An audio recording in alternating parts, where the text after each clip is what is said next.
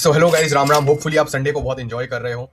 आज का प्रॉब्लम है रूब्रिक ऑनलाइन असेसमेंट में जो DSA data structures and algorithms coding का बहुत hard unseen LLM proof DSA question पूछा गया था। उस क्वेश्चन को हम सॉल्व करने वाले हैं। वो क्वेश्चन को मैं आपको दिखा भी देता हूँ लीड कोड डिस्कस पर, आप देख सकते हो कितना प्यारा क्वेश्चन है, राइट। तो इस क्वेश्चन की खास बात क्या है कि ये 2026 ग्रेजुएट्स के लिए है, SD1 सॉफ्टवेयर इंजीनियरिंग 1 रोल के लिए है और 80 लाख रुपीज आपको आपके बैंक अकाउंट में मिल सकता है। बट आपको ये क्वेश्चन सॉल्व करके इंटरव्यूज तक पहुंचना पड़ेगा और इंटरव्यूज को क्रैक करना पड़ेगा। Hi everyone, this is Yashasvi. I am a third year college student and I've recently cracked Google internship. I did a step internship in this summer, which is 2025, but I got a PPI and I'll be returning again in 2026 as a SWE intern at Google. ये question LLM proof है, मतलब chat GPT में, Gemini में, DeepSeek में, cloud में question डालोगे तो आपको करेक्ट आंसर नहीं आएगा क्योंकि एआई प्रोबेबिलिस्टिक मॉडल्स होते हैं, बहुत गलती हो जाती है। तो ये क्वेश्चन एक ह्यूमन ही सॉल्व कर सकता है। और गाइज, आपको बहुत सारी प्रीरिक्विजिट नॉलेज की जरूरत है, तो ये क्वेश्चन मैं आपको बहुत बेस्ट तरीके से समझाने की कोशिश करूंगा इस वीडियो में। बट आपको कुछ प्रीरिक्विजिट्स अपने साइड से कर लेने चाहिए। इस क्वेश्चन में हैशिंग और प्रीफिक्स और सब एरेज की नॉलेज बहुत डीप लेवल पर चाहिए। तो let's start with the procedure. तो ये क्वेश्चन हमको ये कह रहा है कि एक एरे दे रखा है, एरे के हर सब एरे का जॉर नॉन जीरो होना चाहिए। इस चीज को अचीव करने के लिए मिनिमम ऑपरेशंस कितने लगेंगे वो आपको पूछा जा रहा है। Okay, so let's start the procedure. तो भाई सबसे पहले तो मैं यही कहूंगा कि प्रीरिक्विजिट मेरा, इसलिए मैं कहता हूं कि मेरा प्रीरिक्विजिट कोर्स किया करिए। https://videsicona.in hashing prefix suffix part of it, hashing prefix suffix part of it लिखने दीजिए मुझे। ओके, तो गाइस ये वाला तो प्रीरिक्विजिट कोर्स आपको करना ही पड़ेगा, नहीं तो इस वीडियो में मैं जो भी पढ़ा रहा हूं आप समझ नहीं पाएंगे। ओके, सो जो मेरे स्टूडेंट्स ने गूगल अमेजॉन क्रैक किया था उन सब ने ये प्रीरिक्विजिट कोर्स कर रखा है, ठीक है। तो ये हैशिंग के वीडियोस आपको देखने हैं सेशन 18 तक, फिर it will be very easy to understand whatever concepts I am trying to explain you here. Okay, तो क्वेश्चन हमको क्या कह रहा है कि हमको एक एरे दिया गया है, एरे में मिनिमम ऑपरेशंस करो सच दैट कोई भी सब एरे का जॉर जीरो ना आए। तो जॉर क्या होता है, लाइक एक्स जॉर, ये जॉर ऐसा लिखा जाता है, ठीक है। अगर एक्स जॉर वाई जेड है तो गाइस कुछ प्रॉपर्टीज है जॉर की जो आपको याद रखनी चाहिए। अगर एक्स जॉर वाई जेड है तो वाई को उधर ले सकते हैं राइट हैंड साइड में और ये दिखेगा X equal to Z XOR Y.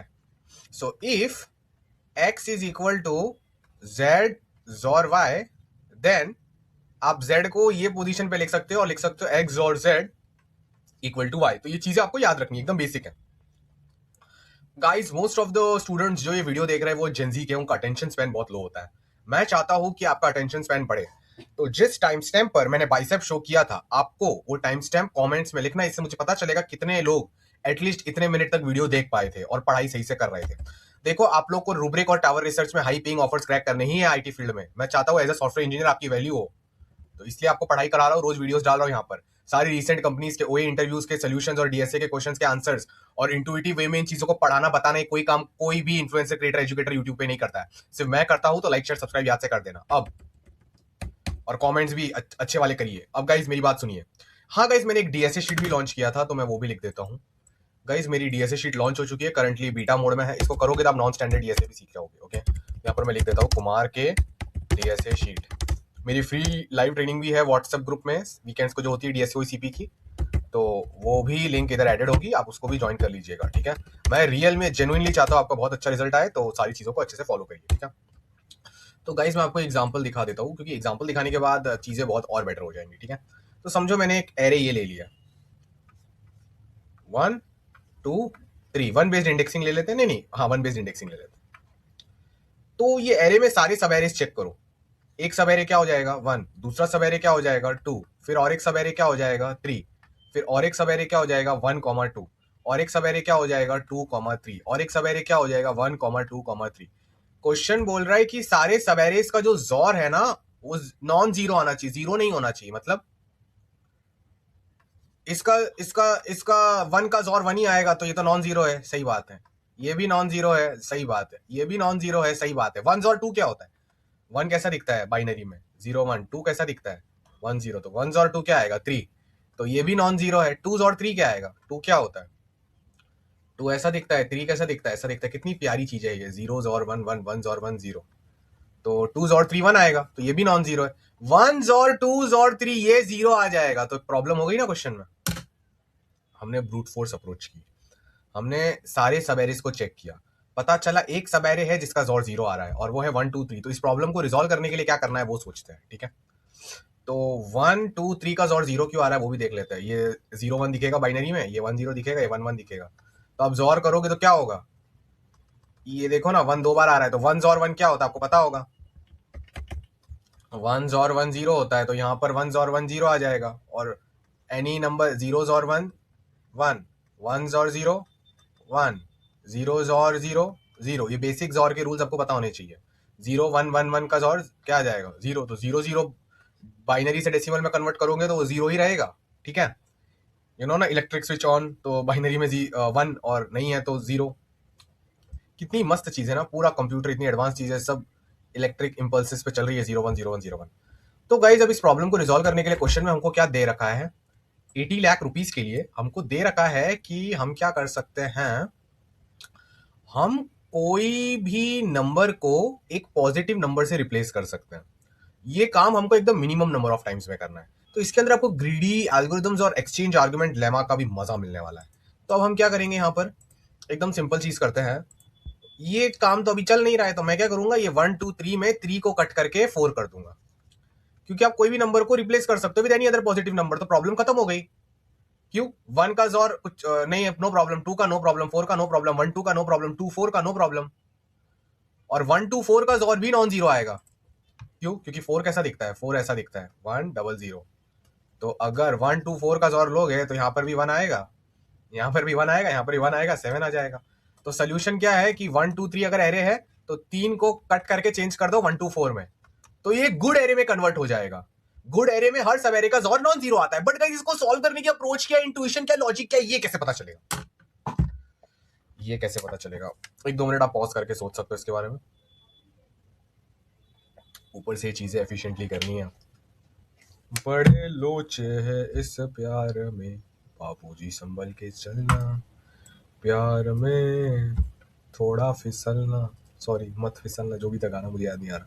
इसको ये गाने का लिरिक्स अच्छे से याद हो तो 2 3 लाइन लिखना, मैं पिन जरूर करूंगा आफ्टर द बाइसेप कमेंट्स। अब गाइस ध्यान से देखते हैं। देखिए, हम लोग अगर सिर्फ प्रीफिक्स और निकालेंगे तो भी काम बन जाएगा। क्यों, क्योंकि चेकिंग करने में बहुत मजा आता है। मतलब समझो, मुझे जानना है, ठीक है, तो ये एरे है, ठीक है। तो P1 का, P1 की P एक P एरे बना लेते हैं, ठीक है। ये हमारे पास P एरे पड़ा हुआ है, ये हमने कैलकुलेट कर लिया। कैसे कैलकुलेट किया मुझे मत पूछना, इतना कोडिंग आपको आना चाहिए, अब बड़े हो गए हो। ये ओरिजिनल एरे ए है और इसका P एरे बना लिया, मस्त मजे में, मजा आ गया पूरा लाइफ में। P of I is nothing but XOR of all the elements from A1 till AI। तो A1 से लेके AI के जितने भी एलिमेंट्स हैं उनका XOR ये P एरे में स्टोर्ड है। तो मैं आपको और फीलिंग दिलवा के समझाता हूं क्या बोलना चाह रहा हूं। तो P4 का मतलब क्या होगा, P4 का मतलब होगा कि A1 से लेके A4 तक जितने भी एलिमेंट्स हैं उनका XOR। तो ये बंदा, ये बंदा, ये बंदा, ये बंदा, इतने पार्ट का XOR P4 में स्टोर्ड है, ठीक है। तो आपको समझ आ गया होगा। और ये कैलकुलेट करना बहुत इजी है, आपको बस एक लूप चलाना है, मैं आपको दिखा देता हूं। आपको बस एक सिंपल फॉर लूप चलाना है। एक फॉर लूप चला दीजिए। 1 बेस्ड इंडेक्सिंग है तो आई आपका जा रहा है 1 से n तक, ठीक है। और यहां पर हम अब क्या लिखेंगे, यहां पर हम लिखेंगे P of I is nothing but the XOR of all elements from 1 to i-1, जितना पीछे का XOR हो चुका है, XOR this with A of I। तो बस P of I is nothing but P of i-1 XOR A of I, और P of 1 is P of 0, P of 0 को 0 इनिशियलाइज कर सकते हो, XOR A of 1। तो P of 1 क्या हो जाएगा, P of 1 is 0 XOR A of 1 which is nothing but A of 1। तो P of 1 is actually A of 1 only। तो ये गाइस आपको बातें ये सब समझ आ गई होंगी। लाइक आप लोग बहुत एडवांस लोग हो, तो भी मैंने बता दिया कि कोई कोई बिगिनर्स भी ये वीडियो को देख रहे हो सकते हैं। दूसरी बार जब बाइसेप दिखाया था, जो बंदा ये बता पाएगा वो तो पक्का नंबर 1 पे पिन चला जाएगा, क्योंकि यहां तक लोग वीडियो नहीं देख पाते। अब गाइस ये प्रीफिक्स एरे बना लिया। तो अगर कोई मुझे पूछ रहा है कि बेटा मुझे ये बता कि 4 से 6 वाले सब एरे का XOR क्या है, तो अपन क्या कर सकते हैं ना, हम कंबाइन कर सकते हैं। ग्रीन पार्ट और व्हाइट पार्ट को कंबाइन करके ब्लू पार्ट बन रहा है, मानते हो कि नहीं मानते हो। तो मैं क्या लिख सकता हूं,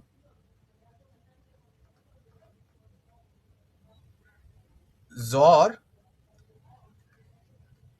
ऑफ एलिमेंट्स फ्रॉम 1 to 3, अगर 1 से 3 के जितने भी बंदे हैं अगर इनको हम जॉर करते हैं with the elements from 4 to 6, तो हमको जॉर मिल जाएगा of all the elements from 1 to 6। अब इसी चीज को कैसे लिख सकता हूं? Jaw of elements from 1 to 3 is nothing but what? P of 3।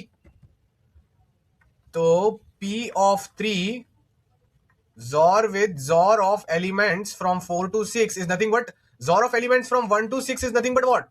P of 6. So P of 3 jaw with jaw of elements from 4 to 6 is P of 6। तो अगर P3 को मैं राइट हैंड साइड पे लेके आऊंगा तो क्या हो जाएगा? Jaw of elements from 4 to 6 is nothing but P3 jaw P6। तो ये चीज को मैं यहां पर लिख देता हूं। अगर कोई भी एरे की रेंज का हमको जॉर चाहिए तो ऑब्जर्वेशन क्या आ रहा है? बहुत सिंपल ऑब्जर्वेशन है। लाइक हम लोग ने ये चीज अभी अभी सीखी है कि jaw of elements from 4 to 6 is nothing but what? P3 jaw P6। Okay, अब इसी का मतलब अगर एल आर से रिप्लेस कर लूं तो XOR of elements from L to R, L से आर में जितने भी बंदे हैं उनका वैल्यू क्या होगा? P of R XOR P of L minus 1। Guys मजा आ गया आपको? मुझे भी आ रहा है बहुत ज्यादा। तो अगर जॉर मुझे निकालना है of elements from L to R rather than travelling from L to R and calculating the XOR, what I can do is I can write it as PR XOR PL minus 1 और O of 1 में काम बन जाएगा। क्यों? अगर मुझे jaw कोई भी रेंज का निकालना है तो P ऑफ R तो मुझे ऑलरेडी पता है, मैंने प्री कैलकुलेट कर रखा है पूरी P एरे प्री कैलकुलेट करके, और P ऑफ L माइनस 1 भी। तो अगर कोई सब एरे का जॉर 0 है, इफ जॉर अगर कोई सब एरे है जिसका वैल्यू 0 है, तो अपन क्या करेंगे? क्या करेंगे? इफ दिस इज 0 तो 0 equal to PR XOR PL minus 1। अगर कोई तुमको बोले कि बेटा, कोई तुमको बोले कि 0 इक्वल टू एक्स और वाई, इसका मतलब ये कब हो सकता है? तभी हो सकता है जब एक्स और वाई की वैल्यू बराबर हो। तो अगर कोई भी सब एरे का जॉर 0 है मतलब उसके प्रीफिक्स और वैल्यूज मैच करेंगे। It means P of R equal to P of L minus 1। Very big observation, बहुत बड़ी ऑब्जर्वेशन हमने यहां पर, बहुत अच्छी खासी लवली ऑब्जर्वेशन हमने यहां पर कर ली है। सनलाइट आप देख सकते हो। एक्चुअली मेरा ब्लड टेस्ट हुआ था तो विटामिन डी का लेवल्स बहुत कम आ गया, तो आजकल सनलाइट रह रही है रूम में। अब गाइस एनीवेज देखते हैं कितने बच्चों लोग यहां तक भी वीडियो देख पाए जिनको पता हो मेरे विटामिन डी के बारे में। अब गाइस मेरी बात एकदम ध्यान से सुनिए।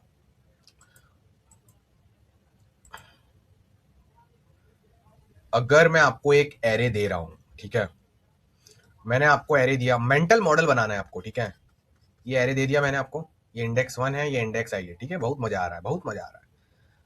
तो मुझे कैसे पता चलेगा कि देयर इज अ सब array ending at index I whose jaw is 0? मैं इंडेक्स आई पर खड़ा हूं, तो एक बेसिक तरीका क्या हो सकता है? आप सारे सब एरेस को चेक करो जो आई पे एंड होते हैं, सारे सब एरेस को चेक करो। ये तो बेसिक तरीका हो गया जिंदगी में। check all the sub arrays ending at index I, check all the sub arrays ending at index I, check all the sub arrays ending at index I, right? ये तो एक बेसिक तरीका हो गया। इनमें से कोई भी सब एरे का जॉर 0 आया तो आप समझ जाओगे 0। दूसरा तरीका क्या है?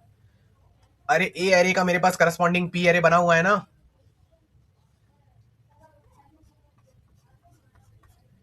अब अगर इंडेक्स आई पे पी ऑफ आई की वैल्यू समझो 5 दे रखी है, क्या दे रखी है? 5। तो मुझे बस ये देखना है ये रेंज में कहीं भी 5 आ रहा है कि नहीं आ रहा है। समझो इधर 5 आ गया, पी ऑफ आई समझो 5 है, मैं इंडेक्स आई पर खड़ा हूं, फीलिंग लाओ, मैं इंडेक्स आई पर खड़ा हूं, इंडेक्स आई पर खड़ा हूं, पी ऑफ आई 5 है, पी ऑफ आई 5 है।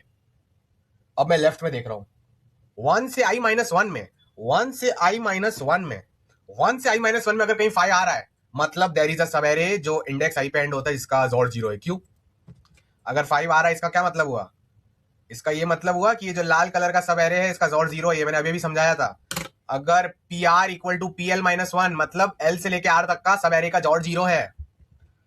तो कुछ नहीं करना है, बस लेफ्ट में देखना है कि फिर से 5 कब आ रहा है। अगर 5 बिल्कुल भी नहीं आ रहा है मतलब all the subarrays ending at index आई, जितने भी सब एरेज है एंडिंग एट इंडेक्स आई, सो सारे के सारे क्या कहते हैं जो जॉर्स है वो नॉन जीरो है। ओके, तो गाइज हम वी कैन स्टोर जितने भी प्रीफिक्स और वैल्यूज है ना, ये हम हैश मैप में स्टोर कर सकते हैं। ये प्रीफिक्स और की जितनी भी वैल्यूज थी ना 1 से लेके i-1, ये सारी की सारी आप हैश मैप में स्टोर कर सकते हो। फिर आप पूछ सकते हो, समझो हैश मैप के में स्टोर किया आपने, तो अभी पी ऑफ आई का वैल्यू क्या एफ आई, और 1 से लेके i-1 का डेटा हैश मैप के में स्टोर्ड है। ये जो हैश मैप के है इसमें स्टोर्ड है P1 P2 Pi-1 जितने भी जॉर थे उनकी फ्रीक्वेंसी के साथ स्टोर्ड है। तो आपको बस इसमें एक चेकआउट मारना है कि k ऑफ 5 क्या है। आपको बस इसको पूछना है कि भाई जो वैल्यू लाइक 5 कितनी बार पहले आया है। अगर 5 एक बार भी पहले नहीं आया है, मतलब all the subarrays ending at index I have non zero xor. Okay, तो गाइज एल्गोरिदम एकदम सिंपल है, एकदम इंटुइटिव एल्गोरिदम है। क्या करेंगे अपन, we will travel from left to right, we will travel from left to right. ठीक है, लेफ्ट से राइट ट्रेवल कर रहा है, मजा आ रहा है। For each index I we will check if any subarray exist, क्या कोई सबएरे एग्जिस्ट करता है ending at index I whose zor is 0. If yes, do the operation of changing element at index I.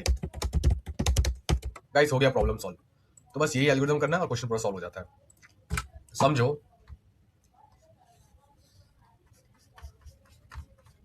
अब index 1 पर हो, index आई है, prefix array आपने calculate कर रखा है ऑलरेडी, प्रीफिक्स की वैल्यूज आपको ऑलरेडी पता है। ये वैल्यूज मैं आपको एरे में दिखा रहा हूं, बट ये सारी प्रीफिक्स जॉर वैल्यूज आपने एक हैश मैप में स्टोर कर रखी है। आपका एरे ए है और आपका एरे पी है। तो आपने क्या किया, आप पास्ट में आप धुरंधर थे, अभी भी हो। आप जब इंडेक्स 1 पे थे तो आपने सारे सब एरे चेक किया एंडिंग एट इंडेक्स 1, सब नॉन जीरो और है। जब आप इंडेक्स 2 पे थे तो आपने ये भी चेक किया, ये भी चेक किया, सब नॉन जीरो है। कैसे चेक किया आपको पता ही होगा। अब जब आप i इक्वल टू 8 पे हो तो आपको क्या चेक करना है, ये सब एरे, ये दोनों, ये जितने भी subarrays ending at i equal to 8 है वो सबका जॉर नॉन जीरो होना चाहिए। अगर नॉन जीरो तो आगे जा सकते हो, मतलब इतना एरे बराबर है। इतने एरे में कोई भी सब एरे ऐसा नहीं है जिसका जॉर जीरो। क्यों? क्योंकि आपने 7 6 5 4 all the subarrays ending at 1 2 3 4 5 6 7 already check कर रखे before coming to i equal to 8। तो अभी i इक्वल टू 8 का चेकअप कैसे होगा वो देखते हैं। ठीक है, अब मैं एकदम शांत रहूंगा, आप लोग बताना। समझो i इक्वल टू 8 पे p ऑफ 8 आ रहा है y1, p ऑफ 8 क्या आ रहा है y1, और हमको पता चलता है कि y1 पहले भी आया है। अगर y1 समझो यहां पर भी आया, इसका मतलब ये जो पार्ट है ना इसका जोर जीरो आ रहा है।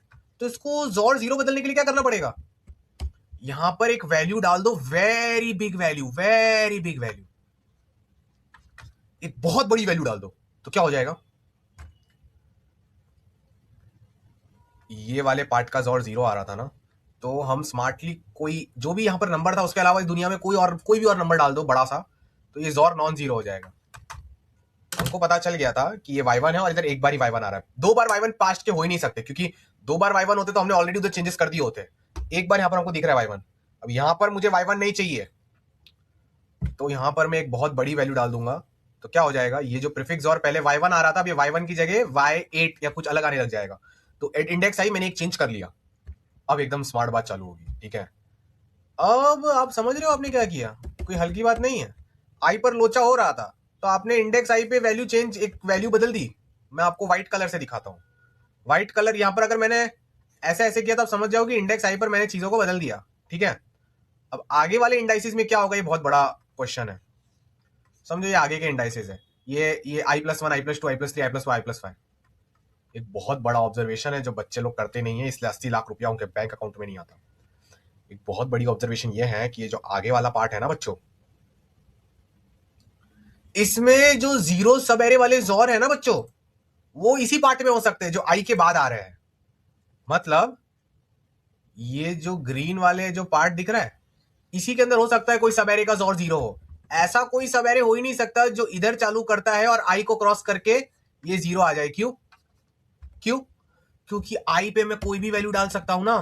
तो समझो आई पे मैंने ऑलरेडी कोई अलग वैल्यू डाल रखी है, जिसके वजह से, मतलब मैंने स्मार्टली ऐसी वैल्यू डाल रखी है जिसकी वजह से ये वाला तो जो सब एरे जीरो आता वो प्रॉब्लम रिजॉल्व हो गया। ठीक है, अब समझो ऐसा हो रहा है कि ये वाला पार्ट जीरो जॉर आ रहा है, तो आई की वैल्यू को मैं ऐसा मैनिपुलेट करूंगा कि ये वाला भी सब एरे जीरो नहीं हो पाएगा और वो वाला भी जीरो नहीं हो पाएगा, क्योंकि आई के इंडेक्स पे मैं कितना भी बड़ा नंबर डाल सकता हूं। तो मतलब एक बार आई पे मेरा हक आ गया कि मैं उधर वैल्यू चेंज कर सकता हूं, तो कोई भी माई का लाल बाकी का सब एरे, आई को क्रॉस करने वाला सब एरे, वो उसका जॉर जीरो हो ही नहीं सकता। ठीक है, तीसरी बार बाइसेप दिखाया तो उसका भी टाइम स्टैम्प डालना, पिन हो जाएगा। तो गाइस एक बहुत बड़ी चीज है, लाइक यू नो मजा आता है पढ़ाने में, बट इतना डीप चले जाते हैं ना, चीजें बहुत डीप चली जाती है। अब आप मेरी बात ध्यान से सुनते रहिए, मजे लीजिए ना, पैदा हुए मजे लीजिए। मेरे कहने का मतलब क्या है, ये इंडेक्स 1 है, ये इंडेक्स आई है, ठीक है। अगर मुझे पता चला आई पे प्रॉब्लम हो रही है, तो मैंने आई पे चेंजेस कर दिए, वाइट वाइट वाइट वाइट करके, मतलब आई पे एक अलग नंबर डाल दिया। क्या प्रॉब्लम हो रही थी, आई पे मुझे एक सब एरे दिख गया, मुझे आई पे एक सब एरे दिख गया जिसका जॉर 0 था, ये ब्लू वाला। तो जॉर को नॉन जीरो करने के लिए वैल्यू को चेंज कर दिया। अब आई प्लस 5 पे समझो आपको और एक सब एरे दिख रहा है, आपको एक और एक सब एरे दिख रहा है ending at I plus 5 whose XOR is 0, but वो सब एरे का स्टार्ट पॉइंट आई के पहले है। तो ये सिचुएशन हमेशा हैंडल हो सकती है। क्यों हैंडल हो सकती है, इसके बारे में ध्यान से आप सोच सकते हैं, क्यों हो सकती है हैंडल। हैंडल इसलिए हो सकती है कि आप तो आई पे वैल्यू चेंज कर सकते हो, तो अब आई के अंदर और एक बार वैल्यू चेंज कर दो, और बेटा ऐसी वैल्यू चेंज करो कि ये वाले पार्ट का भी और 0 ना रहे, और ये जो पहला वाला जो ब्लू वाला पार्ट था, मतलब अभी आई में ऐसी वैल्यू डालना तुम कि ये जो ब्लू वाला पार्ट था वो भी नॉन जीरो और रहे, और ये रेड वाला है वो भी नॉन जीरो रहे। मतलब जहां एक बार डिसाइड कर लिया, एक बार मैंने भले ही उसको दूसरी बार चेंज किया, बट काउंट तो एक ही बार होगा ना। समझो पहले मैंने यहां पर डाल दिया था 10⁻5 वैल्यू, और अब मैंने डाल दिया 10⁻10। 10⁻10 डालने से दोनों सवेरे जो 0 हो रहे थे नॉन जीरो हो गए। तो मैं इन दी एंड यहाँ पर सिर्फ 10⁻10 डालूंगा और बोलूंगा एक ही ऑपरेशन हुआ। इनडायरेक्टली दो किया, पहले इधर चेंज, पहले इसको ये बनाया फिर इसको ये बनाया, फाइनली तो मैं वही वैल्यू दिखाऊंगा ना जिससे सारे जॉर मर जा रहे। तो एक बात समझ जाना, इंडेक्स आई पर ना जॉर की ऐसी प्रॉपर्टी होती है, अगर एक्स जॉर वाई की वैल्यू समझो, एक्स जॉर वाई की वैल्यू समझो जेड आ रही है, तब वाई को अगर आपने चेंज कर लिया तो जेड पक्का बदलेगा ही बदलेगा, ठीक है। तो अगर गाइस मैंने आई को चेंज करने की कोशिश की तो प्रॉब्लम खत्म हो गई। क्यों, तो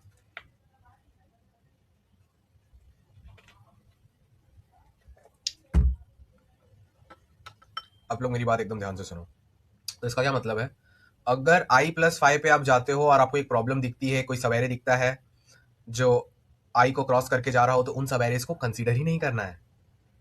तो इसका मतलब अगर आप आई प्लस 5 पर हो, आप आई प्लस 5 पर हो, तो बस जहां लास्ट टाइम चेंज हुआ था ना उसके पहले वाले सवेरे को ही देखो। इसके अंदर अगर कोई अपन को सवेरे दिख रहा है एंडिंग एट आई प्लस 5 जिसका जॉर 0 है, कोई दिख रहा है, कोई सवेरे दिख रहा है यहां पर एंडिंग एट आई प्लस 5 जिसका जॉर 0 आ रहा है, राइट। तो उसको हैंडल करने के लिए आई प्लस 5 में कुछ चेंजेस करने पड़ सकते हैं, बाकी आगे वाले को हैंडल ही नहीं करना है। तो ट्रिक क्या है, अगर मैंने इंडेक्स आई पर कुछ चेंज किया तो कर लिया, अब इस पूरे पार्ट को भूल जाओ। अब अज्यूम करो कि एरे यहां से चालू हो रहा है। क्यों, क्योंकि अब अगर कोई भी इंडेक्स आई पे आपको प्रॉब्लम आती है जो आई को क्रॉस करना चाहता है, तो प्रॉब्लम ही नहीं है, क्योंकि आई पर आप हमेशा कोई ऐसा नंबर रख सकते हो जो सारी प्रॉब्लम्स को हैंडल कर ले। तो बस अब आगे का एरे पे ध्यान देना है, और यहां से ही प्रीफिक्स और बनाना चालू करो और उसको हैश मैप में स्टोर करना चालू करो। आई प्लस 5 पे समझो y1 लिखा हुआ है, तो चेक करो अगर मैं यहां से प्रीफिक्स और बनाता, यहां से जॉर 0 स्टार्ट करना और यहां पर 0 और ये चेक करना y1 इधर कभी आया, y1 अगर इधर आया कभी, तो इस वाले एलिमेंट को भी चेंज कर दो। और जब इस एलिमेंट को चेंज करो तो खास बात क्या हो रही है, खास बात ये हो रही है अगर मैंने इस एलिमेंट को चेंज किया तो अब इसके आगे जो आने वाले एलिमेंट्स है, समझो आई प्लस 8 एनी सब एरे एंडिंग एट आई+8 विच है जीरोस, और वो उसका स्टार्ट इंडेक्स हमेशा आई+5 से आगे ही होगा। समझो आपने इंडेक्स आई पे कुछ चेंजेस कर दिए, आपने इंडेक्स आई+5 पे कुछ चेंजेस कर दिए, अब आई+8 पे कभी ऐसा नहीं होगा कि आपको एक ऐसा सवेरे मिल जाए जो जिसका जॉर 0 हो और आई+5 के आगे ऐसा आ रहा हो या फिर ऐसा आ रहा हो, ऐसा कभी नहीं होगा। जो भी आपको मिलेगा वो हमेशा आई+5 से उसका स्टार्ट इंडेक्स से छोटा ही होगा। क्यों, अगर ऐसा होता है तो उसको हैंडल किया जा सकता है by smartly changing the value at आई+5 such that this xor value becomes non zero, और at the same time that subarray which had issue at आई+5 हैविंग द जीरोस और वो भी रिजॉल्व हो सकता है। ऐसी स्मार्ट वैल्यूज हम इंडिकेट करके डाल सकते हैं वहां पर, क्योंकि हमको बोला गया है कि हम वैल्यूज को कोई भी पॉजिटिव नंबर से रिप्लेस कर सकते हैं, इन्फिनिटी जितना बड़ा समझ लो, ठीक है। तो ऐसे नंबर इस यूनिवर्स में एग्जिस्ट करते हैं वेरिएशंस जो सारी जॉर सब एरेस को नॉन जीरो कर दे, अगर आप बहुत बड़े नंबर के टर्म्स में सोचे तो जब इतना ही पार्ट मैटर करने वाला है तो यहीं से लेके जॉर बनाओ ना, क्योंकि इसके अंदर के पार्ट के ही सब एरे ढूंढने हैं जिसका जॉर 0 हो सकता है। तो इसके अंदर का सब एरे के जॉर्ज जीरो वैल्यूज तो इतने पार्ट से ही मैटर कर रहे होंगे ना, अगर आप डीपली सोचो तो। समझो, लास्ट टाइम चेंज आई प्लस 5 पे हुआ था और अभी आई प्लस 15 पे पहली बार हम कुछ चेकिंग कर रहे हैं। लास्ट टाइम चेंज यहां पर हुआ था, ठीक है। तो अगर आई प्लस 15 पे क्या पॉसिबिलिटी हो सकती है? बस पॉसिबिलिटी हो सकती है कि सब array ending at I plus 15, इसका जॉर्ज जीरो आ रहा है, पर ये सब एरे का स्टार्टिंग पॉइंट आई प्लस 5 से आगे है। तो ये जॉर्ज डिटेक्ट करने के लिए आपको सिर्फ यही तो प्रीफिक्स की जरूरत थी। कौन से प्रीफिक्स की जरूरत थी? लाइक अगर मैं ये ग्रीन पार्ट बनाऊं, ये जो आई प्लस 5 के बाद वाला है, इसके बाद के जितने भी एलिमेंट्स है इनका अगर मैं प्रीफिक्स जॉर निकाल के हैशमैप में डालता और चेक करता आई प्लस यहां से यहां तक का जो जॉर आई प्लस 15 में स्टोर्ड है, और कोई प्रीफिक्स जॉर आया जिसकी वैल्यू सेम है, हाँ ये वाले की सेम है, इससे मैच हो रही, मतलब ये वाले पार्ट का प्रीफिक्स, ये वाले पार्ट का सवारी का जॉर जीरो है, तो काम बन जाता है। अब गाइज एक मैथमेटिकल एक्सचेंज आर्गुमेंट लेमा मैं आपको सिखाना चाहूंगा। मैं आपको छोड़ूंगा नहीं, एकदम ब्रिलियंट स्मार्ट बनाकर ही छोड़ूंगा, ठीक है।